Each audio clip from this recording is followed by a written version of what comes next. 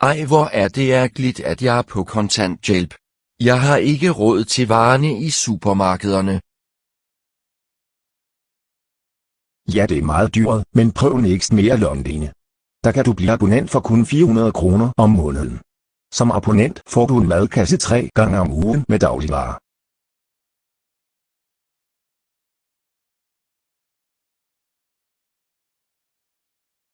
Men hvor får I maden fra, og hvorfor er den så billig? Når de lokale supermarkeders mad er tæt på sidste salgsdato, giver de det til os, og så kan vi sælge det meget billigt, mens det stadig er godt. Meget smart. Det er godt nok en genial idé. Hvem har mon fundet på det?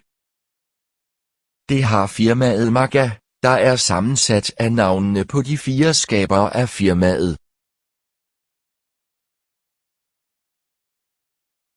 Nu har jeg bestilt Next Mail online.